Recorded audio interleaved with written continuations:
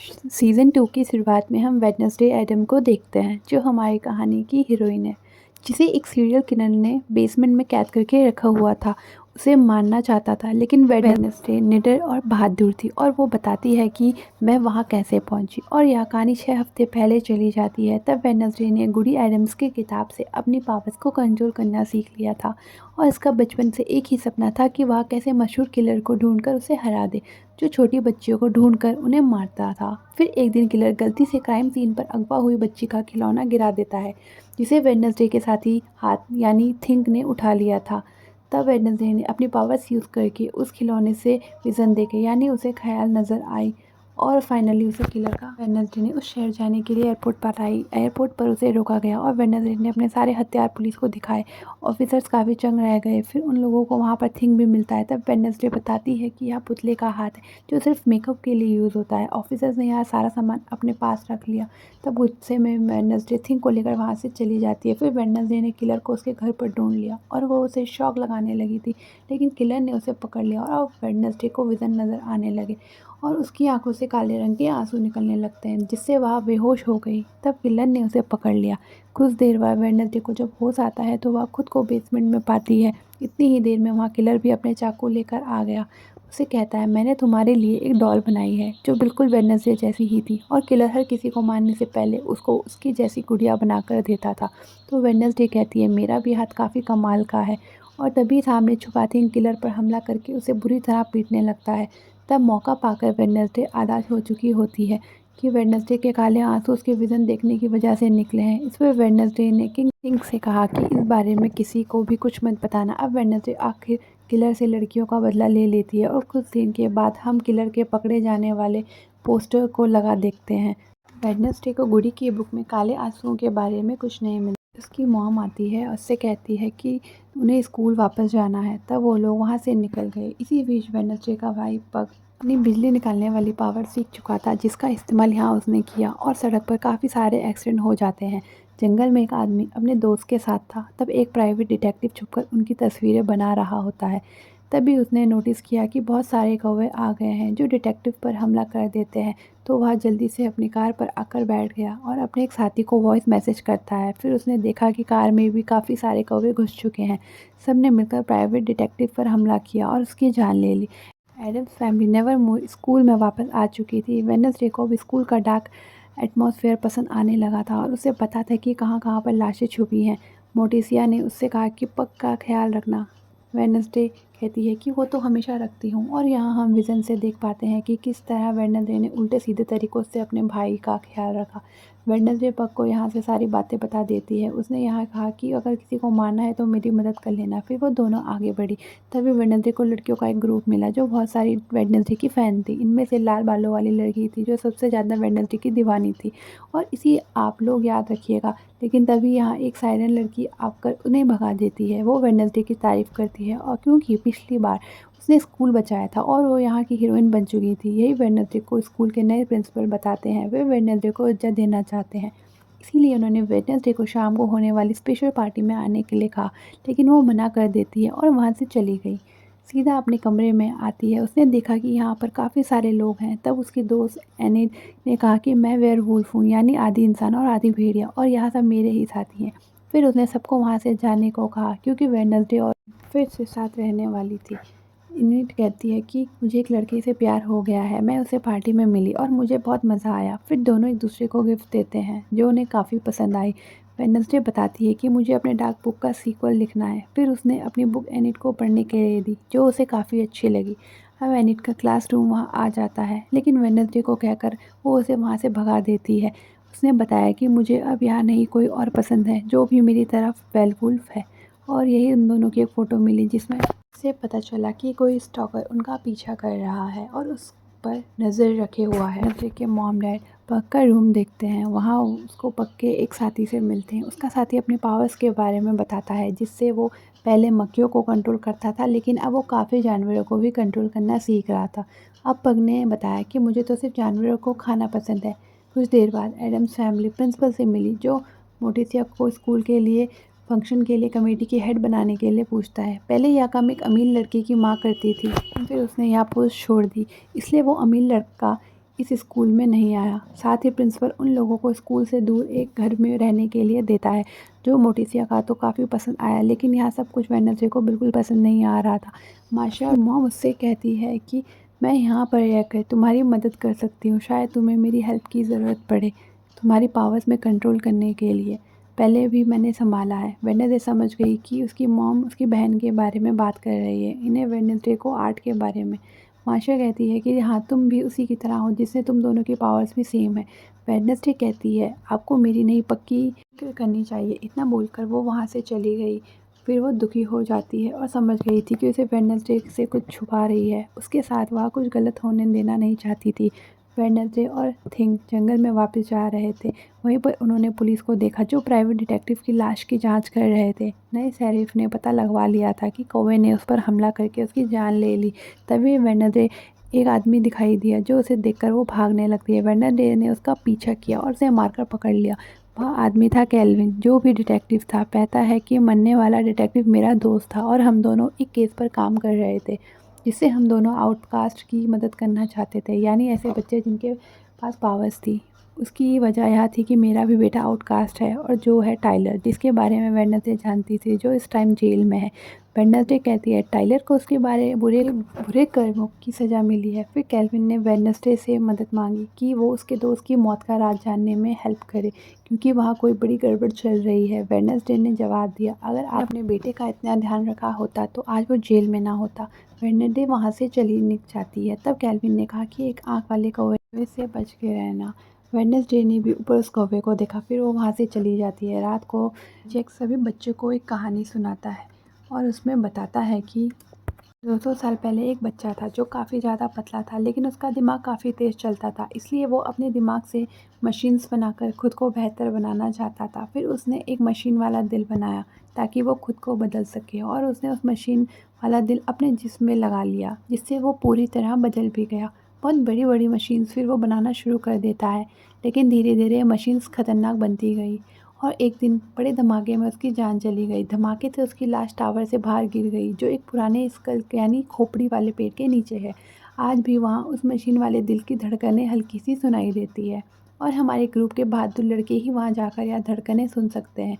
तो क्या किसी में दम है इतना जो वहाँ जा सके? फिर सायरन से मिलता है। मोटिशा की गाला इवेंट में मदद करने के लिए उसने सायरन को चुना, क्योंकि वो काफ़ी ज़हीन थी, लेकिन उससे पढ़ाई की वजह से मना कर दिया। इसलिए प्रिंसिपल कहता है हम लोगों के पास पहले अमीर लड़के की माँ के काफ़ी ज़्यादा फ्रेंड्स थे, लेकिन अब वो नहीं है, तो फंड्स भी ख़त्म हो गए हैं। इसलिए हम लोग स्कॉलरशिप वाले बच्चों को निकाल रहे हैं, जिसमें तुम भी शामिल हो। लेकिन अगर तुम अपनी पावर्स को हमारे काम में मदद के लिए यूज़ करोगी तो मैं तुम्हें यहाँ पर रख लूँगा। तब सायरन समझ गई कि प्रिंसिपल मेरी पावर्स का फ़ायदा उठाना चाहता है। वो परेशान हो गई, क्योंकि लोगों का नाम पहले ही बदनाम था कि वो ज़बरदस्ती अपनी बात मनवा लेती है अपनी पावर्स की मदद से।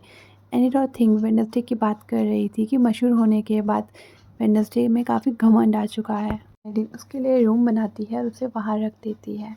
होने पर वेडनेसडे फिर से वायलिन बजाने लगती है, जो सुनकर वहाँ की म्यूज़िक टीचर आई और उसे अच्छा म्यूज़िक बजाने के लिए टिप्स देती है। उसने वेडनेसडे को कहा कि मैंने तुम्हारे स्कूल को बचाने के लिए सुना था, इसलिए मैं तुमसे मुशाहिद होकर तुमसे मिलने यहाँ आई थी। इधर पार्टी में प्रिंसिपल ने मोटिशा का दिखाया कि स्कूल के बच्चे कैसे लड़कियों का फोनिक्स बना रहे हैं, यानी एक परिंदा। साथ ही वो मोटिसिया को गाला बना रहा था। इस पर मोटिसिया बोली, मैं अभी भी कंफ्यूज हूँ, मुझे सोचने दो कि क्या करना चाहिए। सायरन भी मोटिसिया की मदद के लिए राजी हो जाती है। तब तक वेडनेसडे अपने रूम में आई।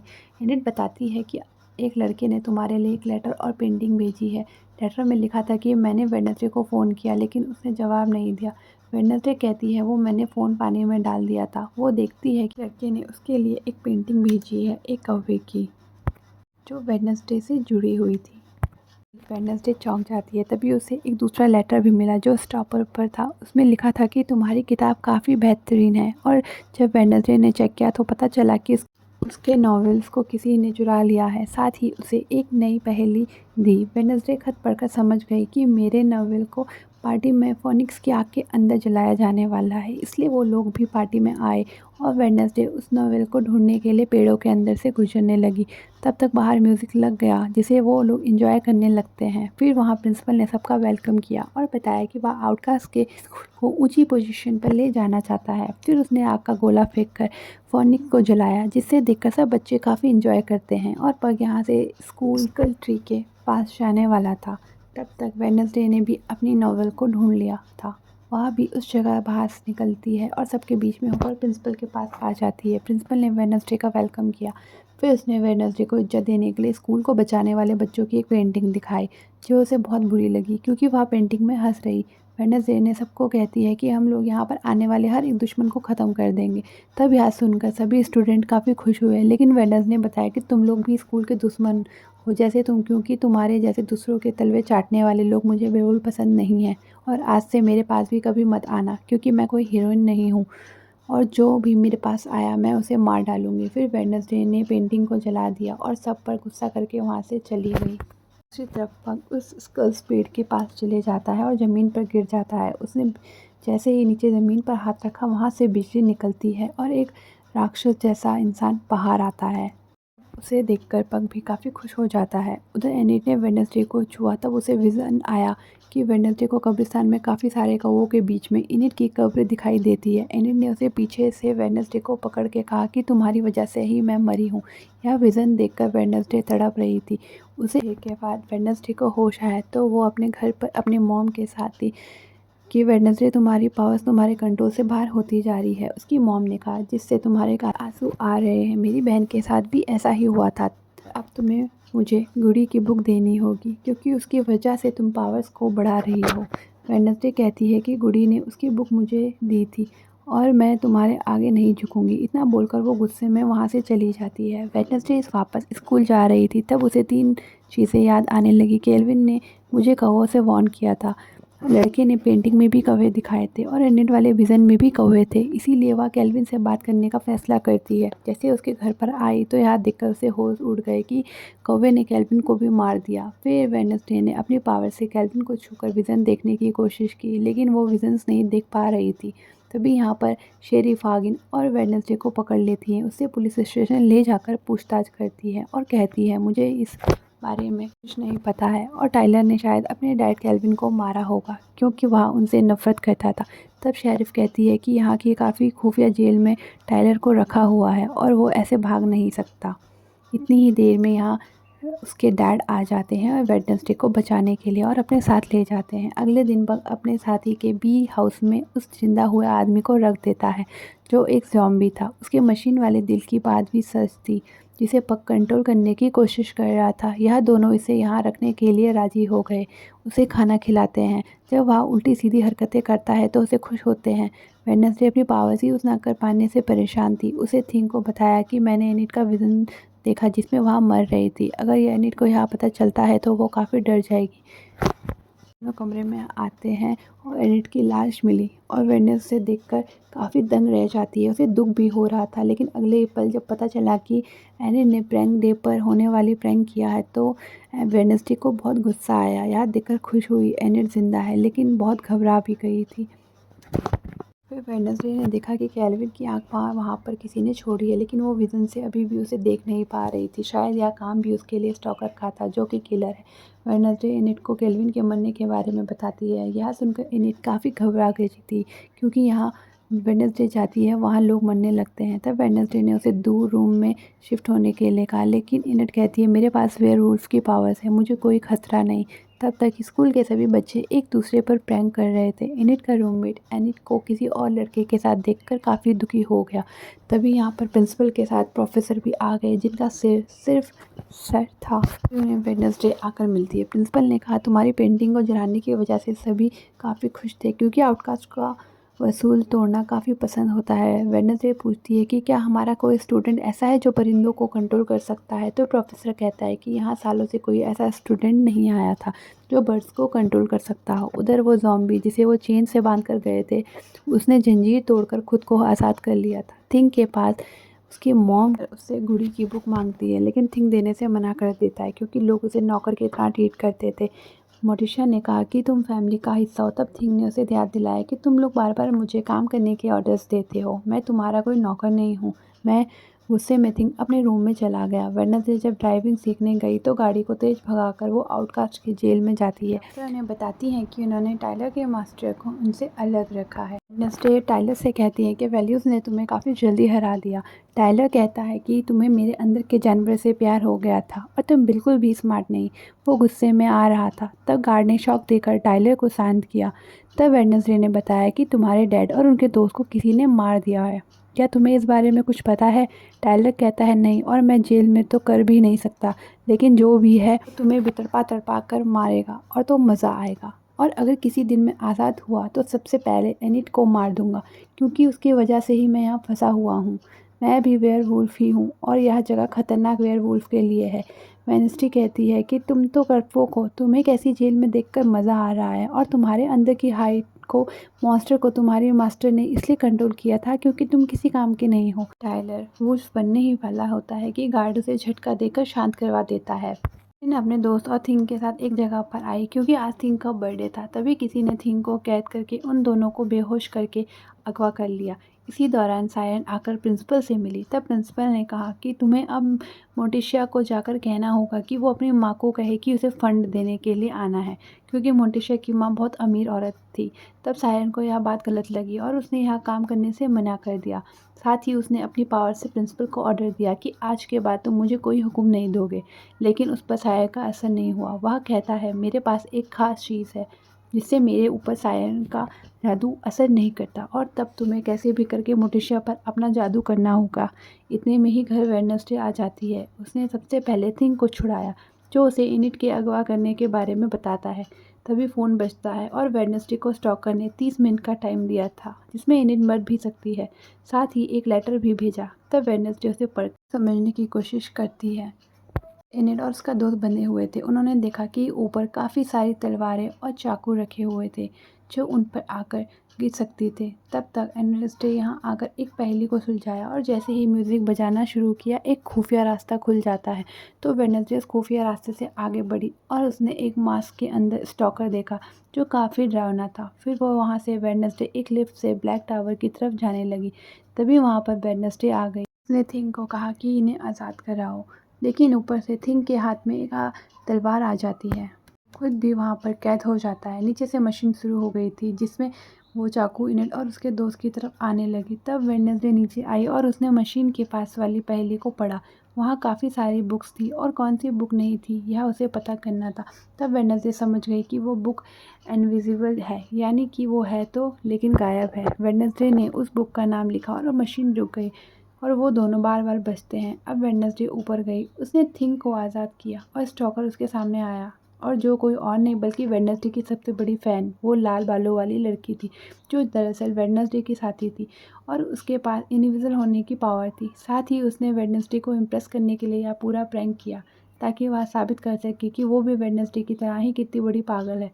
वेडनेसडे उससे पूछती है कि तुमने केल्विन को क्यों मारा, तो वो कहती है मैंने उसे नहीं मारा, लेकिन मैं तुम्हारे पीछे गई थी और मुझे केल्विन का फ़ोन मिल चुका है जो तुम रख सकती हो। वो कहती है मैं भी आपके साथ शामिल होकर मदद करना चाहती हूँ, जिसके लिए वेडनेसडे मान जाती है।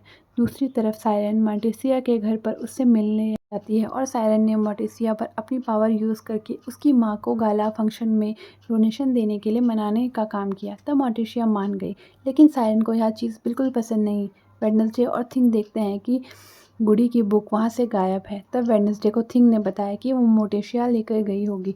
ड्राइविंग टीचर जब घर जा रही थी तभी पग का ज़ॉम्बी जो आज़ाद हो चुका था वो हमला करके उन्हें खा जाता है। एडम्स फैमिली थिंग का काफ़ी ज़्यादा ख्याल रख रही थी ताकि वो खुश हो सके, लेकिन मोर्टिसिया वेडनेसडे के लिए परेशान थी। साथ ही उसने अपनी माँ को भी फ़ोन किया था क्योंकि वो समझ गई थी कि प्रिंसिपल ने मुझे हेड मेरी माँ के लिए बनाया, लेकिन मोर्टिसिया की अपनी माँ से बिल्कुल भी नहीं बनती क्योंकि उसकी माँ ने मोर्टिसिया को बचपन में काफ़ी परेशान किया था। वेडनेसडे अपनी मॉम के रूम में गुडी की बुक चुराने गई, लेकिन वह उसे पकड़ लेती है। वेडनेसडे इस चीज़ से भड़क उठी और उसने अपने विज़न में इनिट के मरने के बारे में बताया, जिसमें वहाँ पर भी कौवे थे और एक आँख वाला कौवा भी था जो उसके पीछे रहता है, जिसमें केल्विन और उसके साथी को भी उसने ही मारा है।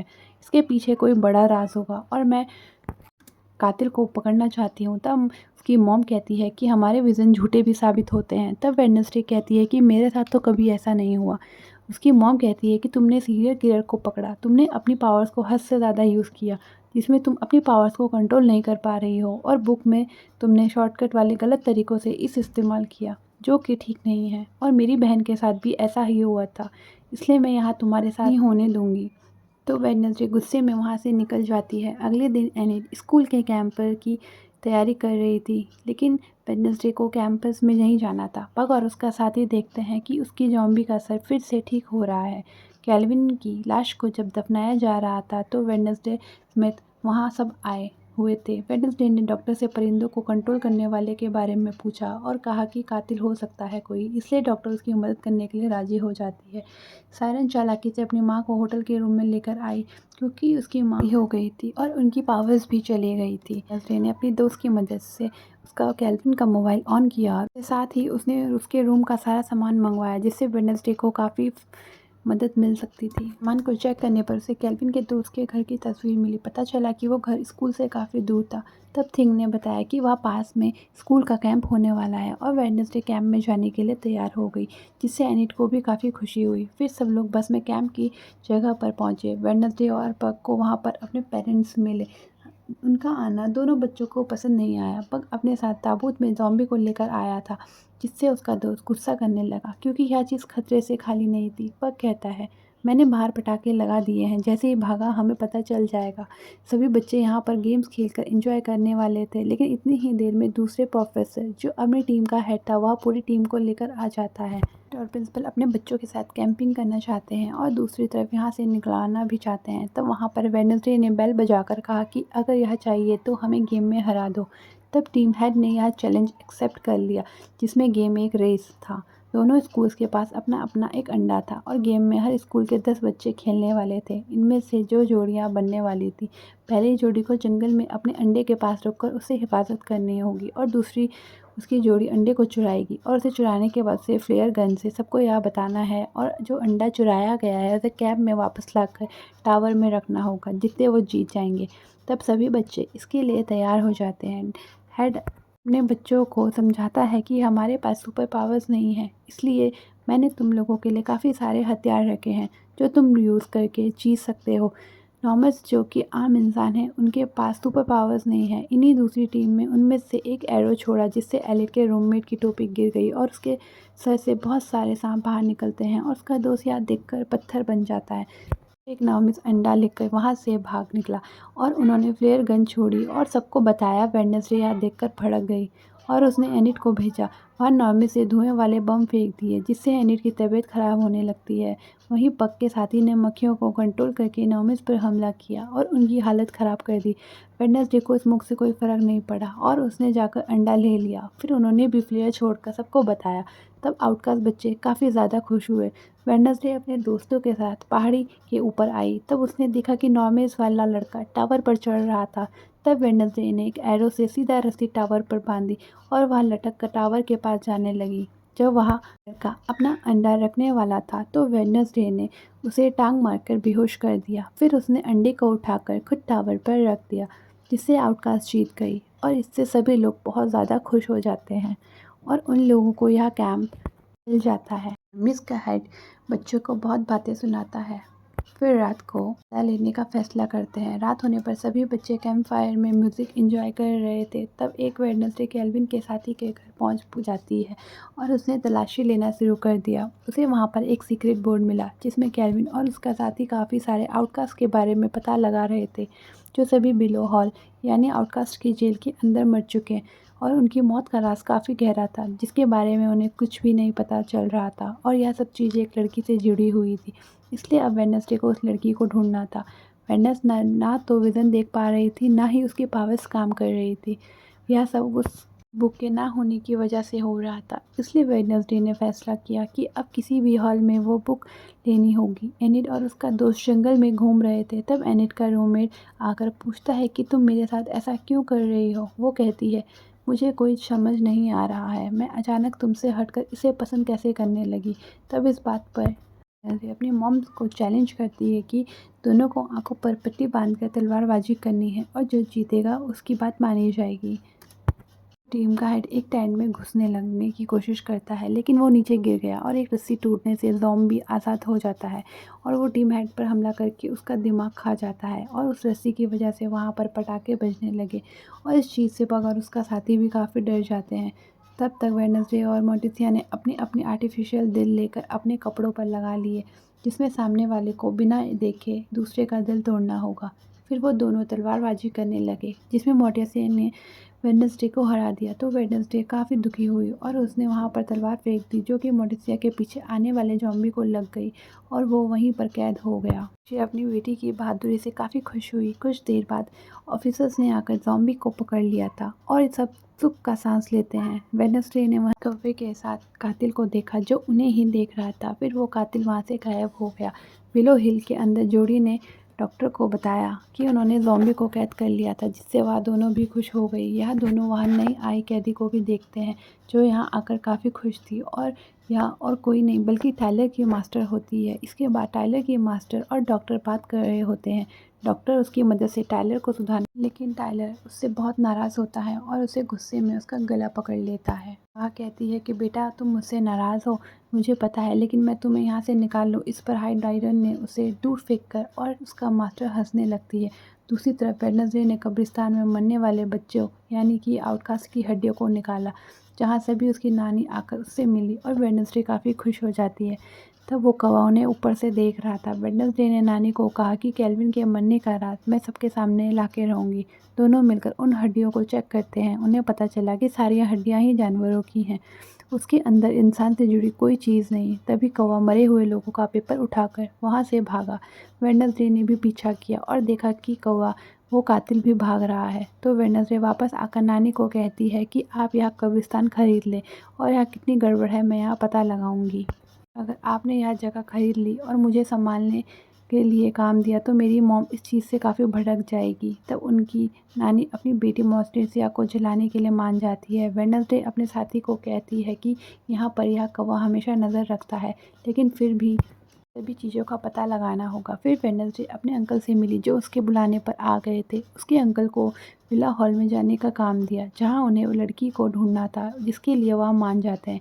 उधर मैनेजर होटल में हंगामा होने की वजह से पुलिस को बुला लेता है और पुलिस आकर सायरन की मां को पकड़ लेती है, क्योंकि उसका होटल में कोई रिकॉर्ड मौजूद नहीं था। उन्होंने अंकल को भी पकड़ लिया, जिन्होंने पूरा रूम तबाह कर दिया था, साथ ही काफ़ी चोरियां भी की थी। वेडनेसडे आकर मोर्टिसिया से मिली और उससे अपनी आंट के बारे में पूछती है। तब मोर्टिसिया ने कहा कि सालों पहले मेरी बहन तुम्हारी आंट स्कूल के बाहर चिल्ला रही थी और उसने अपनी पावर्स काफ़ी ज़्यादा यूज़ कर ली थी, जिस वजह से उसके भी काले आंसू बह रहे थे और उसे आउटकास्ट की जेल में भेज दिया गया। तभी वहाँ पर नानी भी आ गई, जिसे देखकर उसकी मॉम चौंक गई और अब वह वेडनेसडे को अपनी बेटी के सामने कब्रिस्तान गिफ्ट में दे देती है, जिससे वेडनेसडे काफ़ी खुश हो गई। उसकी मॉम ने वेडनेसडे को बाहर भेजा और अपनी माँ से कहती है, मॉम तुम हम दोनों के बीच में आ रही हो। तब उसकी मॉम कहती है, तुम दोनों में पहले से ही इतनी दरार है, जिसमें वेडनेसडे काफ़ी काबिल है और तुम उसके रास्ते में रुकावट हो, उसे उसका हक देने दो। फिर कहती है कि यहाँ डोनेशन देने के लिए ही कहा गया होगा, क्योंकि स्कूल वालों को मुझसे चाहिए ही क्या, और मैं डोनेशन दे तो दूंगी, लेकिन बदले में तुम वेडनेसडे की बुक दोगे।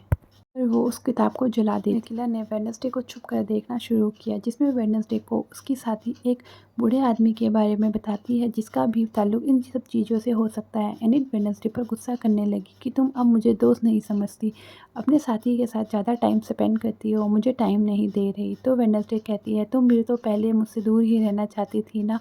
तभी यहाँ पर बहुत सारे कौवे आकर उन पर हमला कर देते हैं, जिससे वहाँ तफरी मच गई और वेडनेसडे को बचाने में लग जाती है। और यहीं पर प्रिंसिपल भी अपनी पावर से कौवों को भगा रहा होता है। तभी कौवा लेकर उड़ गया और प्रिंसिपल ने आग का गोला छोड़ा, जिससे वह दोनों अलग हो गए। नीचे गिर रहा था, तभी एलिट ने उसे गिरने से पहले ही बचा लिया। वेडनेसडे ने किलर को देख लिया था, तब वो उसे पकड़ने के लिए पीछे गई। वो अचानक से गायब हो जाता है। उधर ऑफिसर सायरन की माँ से बात कर रहे थे, तभी वहाँ पर सायरन आ गई, जिससे ऑफिसर जानते थे। सायरन दोनों ऑफिसर्स को यह केस बंद करने और उसकी माँ को छोड़ने के लिए कहती है। उसकी पावर्स की वजह से वो मान भी जाती। में थिंग आकर अंकल से मिला और उसे बूढ़े आदमी के बारे में बताता है, क्योंकि हो सकता है कि वह लड़की के बारे में जानता हो जिसे अंकल यहाँ ढूंढने आए थे। तब अंकल इस बारे में गार्ड से पूछा। गार्ड उसे बूढ़े आदमी के पास लेकर गया जो वहाँ पर कैद था और उसके दिमाग की हालत ठीक नहीं थी। वो एक नॉर्मल इंसान था जो पहले यहाँ पर पढ़ाया करता था। अंकल उससे लड़की के बारे में पूछते हैं, जिस पर बूढ़े आदमी का तोता उसका मजाक बनाता है और अंकल उसे जोर का बिजली का झटका लगाते हैं। वेडनेसडे प्रोफेसर से फिर परिंदों को कंट्रोल करने वाले के बारे में यानी किलर के बारे में पूछती है, जो उसे मारना चाहता है, तो शायद बूढ़े आदमी से जुड़ा हो सकता है। प्रोफेसर कहता है वो बूढ़ा आदमी एक नार्मी है, उसकी एक बेटी आउटपोस्ट थी जो नहीं पता। अब बहाने से बूढ़े आदमी ने उस लड़की का नाम लेकर अंकल को एक खुफिया कमरा दिखाया, जिससे अंकल समझ गया कि उसके अंदर शायद वह लड़की होगी। ये मास्टर डॉक्टर से कहती है कि मुझे उससे बात करनी है, क्योंकि वो मेरे से नाराज़ है और हर्ट कभी भी अपने मास्टर को मान नहीं सकता और हमें सब साथ में काम करना होगा। तब डॉक्टर कहती है कि मुझे तुम पर भरोसा नहीं है। वो फिर डॉक्टर को वेडनेसडे के अंकल के बारे में बताकर कहती है वह यहाँ पर है तो ज़रूर कोई गड़बड़ करेगा। यह सुन डॉक्टर ने अंकल को पकड़वा कर खूब मरवाया और उसे ज़ॉम्बी के साथ एक खुफिया कमरे में कैद कर दिया। यह चीज़ थिंग ने अपने देख ली। वो आकर वेडनेसडे को बताता है, इसलिए वह अपने अंकल को बचाना चाहती थी। फिर वेडनेसडे ने अपने साथी और एनिड के साथ वहां जाने का फैसला किया। रात होने पर वेडनेसडे छुपकर बिलो हॉल जा रही थी, लेकिन गेट पर कार को रोककर चेक किया जा रहा था। उसके साथी ने ऑफिस में एक धमाका करवाया, जिसकी वजह से सभी का ध्यान कार से हटा और वेडनेसडे बाहर जाती है। फिर वो लोग जेल में घुस गए और तब उनकी मदद अंकल की दोस्त ने भी अंकल को बचाने के लिए की। म्यूज़िक टीचर भी वहाँ पर आकर कैदियों के लिए म्यूज़िक बजाने की लगी, जिससे उन लोगों को शांत किया जाने वाला था। फिर वेडनेसडे आकर अंकल को आज़ाद कर देती है और वो लोग वहाँ से निकलने लगते हैं, जिसके बाद ज़ॉम्बी भी अपनी हथकड़ी तोड़कर आज़ाद हो गया था। तब टाइलर की मास्टर को गार्ड्स ले जा रहे थे, तब वहाँ पर ज़ॉम्बी आकर गार्ड्स को मार देता है और उसकी मास्टर वहाँ से भागने लगी तो उसे वेडनेसडे मिल जाती है। सायरन बजा, तब डॉक्टर्स ने सभी कैदियों को निकलवाना शुरू किया और वह बूढ़े आदमी को लेकर ऑफिस में आ गई। वेडनेसडे और अंकल ने आकर एक स्टोर रूम खोल दिया, जिसके अंदर कोई काम का सामान नहीं था, लेकिन वहाँ पर वेडनेसडे ने एक खुफिया रास्ते को ढूंढ लिया और उससे ढूंढते हुए पता चला कि वह और लड़की नहीं बल्कि एक खुफिया प्रोजेक्ट है जो आउटकास्ट के ऊपर रिसर्च के बारे में है। फिर वह दोनों उस प्रोजेक्ट के लिए नीचे बेसमेंट में आई। तब उन्हें वहाँ पर काफ़ी सारी चेयर्स मिली और वहाँ पर एक टेक्नोलॉजी से बनी मशीन को बनाया गया था, जिसमें वहाँ आउटकास्ट को रखकर उन पर एक्सपेरिमेंट किए जाते थे और उन्हें मरा हुआ साबित करके उन्हें नीचे रखकर काफ़ी ज़्यादा तड़पाया जाता था। केल्विन नहीं चाहता था कि उसके बेटे टाइलर के साथ भी कुछ ऐसा हो, इसलिए वह आउटकास्ट पर रिसर्च कर रहा था। यह वेडनेसडे को एक लड़की भी मिली जो काफ़ी डरी हुई। कौवे के साथ किलर भी आ जाती है। वेडनेसडे ने उसे पहचान लिया था, जो और कोई नहीं बल्कि जो भी थी, यानी जेल की मैनेजर, जो बूढ़े आदमी की बेटी होती है और वही अपने डैड की आउटकास्ट पर एक्सपेरिमेंट करती है। अपने डैड की वजह से उसे स्कूल के खुफिया रास्तों के बारे में भी पता था। फिर जोड़ी बताती है कि मेरे डैड नॉमिस फिर भी वही स्कूल में पढ़ाने गई थी ताकि वह आउटकास्ट को समझ सके, क्योंकि उन्हें खुद के लिए सुपर पावर्स चाहिए थी। इसी वजह से उन्होंने आउटकास्ट पर एक्सपेरिमेंट शुरू किए, लेकिन वह कभी भी खुद के लिए पावर्स नहीं ले पाई, क्योंकि उसकी उम्र काफ़ी ज़्यादा हो चुकी थी और इसी वजह से उन्होंने मुझे पावर दिलवाई जिसमें मैं पंचों को कंट्रोल कर सकती हूँ। यह सुनकर वेडनेसडे और अंकल को काफ़ी बुरा लगा कि उसके डैड और उसने एक ही अपने स्कूल पर बच्चों पर एक्सपेरिमेंट करके उन्हें शिकार बनाया। लेकिन यहाँ पर जोडी अपनी पावर से खुश थी और तब अंकल ने जोडी पर काफ़ी बड़े बिजली के झटके से वार किया, जिसकी वजह से वहाँ की पूरी लाइट ही चली जाती है। और तब टाइलर के मास्टर को गार्ड्स ले जा रहे थे, तब वहाँ पर ज़ॉम्बी आकर गार्ड्स को मार देता है। उसकी मास्टर जब वहाँ से भागने लगी तो वेडनेसडे मिल जाती है। सायरन बजा, तब डॉक्टर ने सभी कैदियों को निकाला और वह मास्टर सीधे टाइलर के पास पहुंचती है और वो उसको छुड़ाने लगती है, लेकिन टाइलर बहुत ज़्यादा गुस्से में होता है और बोलता है कि मैं तुम्हें ही मार डालूँगा, मैं तुम्हारी वजह से यहाँ आया हूँ। फिर वह उसके पीछे भागता है और उसको पकड़ने की कोशिश करता है और भागते भागते वह उसे पकड़कर उसके पेट में पंजे मारकर इसको मार देता है। फिर सब लोग बाहर भागने लगते हैं। कल ने अपने दोस्त और बाकी कैदियों को बचा लिया, तब वह वहाँ से निकल गए थे। ऑफिस में डॉक्टर के पास ज़ॉम्बी आकर उसे भी मार देता है। वो बूढ़े आदमी को कहता है, इतने सारे लोगों की बॉडीज़ को खाने के बाद मेरा जिस्म ठीक हो रहा है, जो कहने के बाद वो बूढ़े आदमी को भी मार देता है। तब वेडनेसडे के सामने हाइड आ गया तो उसने लड़की को भगा दिया और वहाँ से वेडनेसडे वहाँ पर खड़ी थी, जिसमें टायलर उसे देख रहा था, बिल्कुल करीब आकर, लेकिन वेडनेसडे को उसे डर नहीं लग रहा था। मगर कुछ ही देर बाद वेडनेसडे जख्मी होकर नीचे गिर जाती है ऊपर से, और उसके बाद टायलर भी वहाँ से कूदकर निकल जाता है। ऑफिसर्स आ चुके थे और हाइड उसके बीच में से आकर ऑफिसर्स को मारना शुरू कर देता है, जिसके बाद वो जंगल में भाग गया। तो यह कहानी इसी के साथ यहीं पर समाप्त हो जाती है।